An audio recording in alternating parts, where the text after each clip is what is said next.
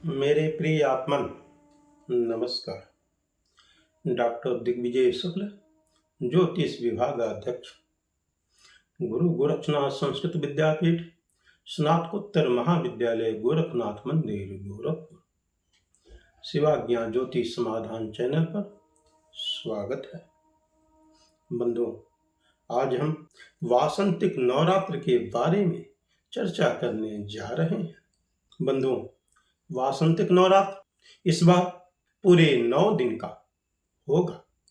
हमारे सनातन धर्म में चैत्र मास शुक्ल पक्ष प्रतिपदा तिथि अपने आप में विशेष महत्व रखता है। ऐसी मान्यता है कि चैत्र मास शुक्ल पक्ष प्रतिपदा तिथि के दिन सृष्टि के रचयिता श्री ब्रह्मा जी ने इस दिन सृष्टि की रचना की थी।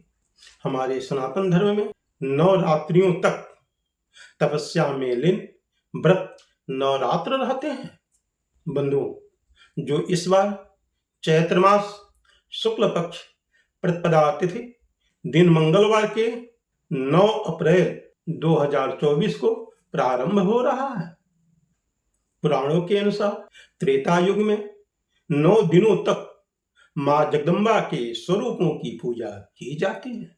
बंधुओं, भगवान श्री राम भी शक्ति स्वरूपा देवियों की उपासना करके लंकाधिपति रावण पर विजय प्राप्त किए थे।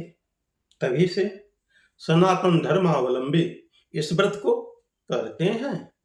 बंधुओं, यह व्रत सबसे पहले राजा महाराज मनु से प्रारंभ हुआ था। बंधुओं, भगवान श्री राम भी शक्ति स्वरूपा देवियों की उपासना करके लंकाधिपति रावण पर विजय प्राप्त किए थे। तभी से सनातन धर्मावलंबी इस व्रत को बड़े ही उत्साह के साथ मनाते हैं। सबसे पहले महाराज मनु ने इस व्रत को प्रारंभ किया था।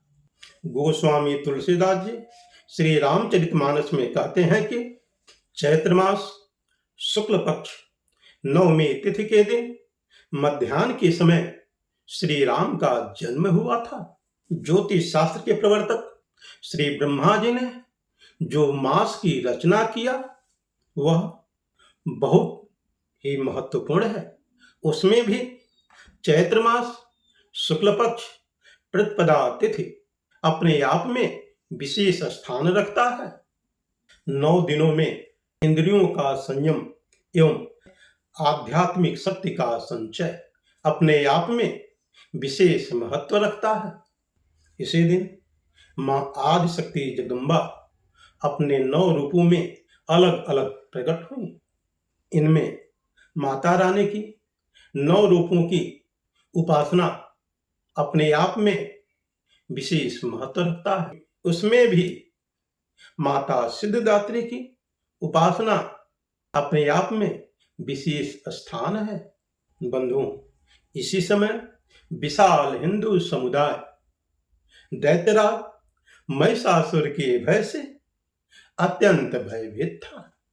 उसी समय सनातन धर्म के रक्षक मां जगदम्बा की उत्सव एवं उपासना मनाते हैं और दूसरी ओर सृष्टि के कर्ता श्री ब्रह्मा जी ने राक्षस राज महिषासुर का समर्पण का भाव देखकर उन्होंने उसे अमरता का वरदान दिया, जिसका अर्थ है वह कभी नहीं मारा जाएगा। परंतु जो भी धर्म के विपरीत आचरण करता है तो उसका अंत भी निश्चित है। बंधुओं, आइए जानकारी करते हैं कि यदि हम व्रत रखते हैं तो उसका क्या लाभ होता है। व्रत करने मात्र से खून का संचार ठीक होता है। बंधुओं, जो भी प्राणी व्रत करता है वह तीनों तापों से रोग, शोक, संताप, इतना ही नहीं दैहिक, दैविक, भौतिक तापत्रय तीनों तापों से छुटकारा पाता है और उसकी उम्र लंबी होती है, दीर्घायु होता है और आध्यात्मिक लाभ और बल उसे मिलता है। ओम।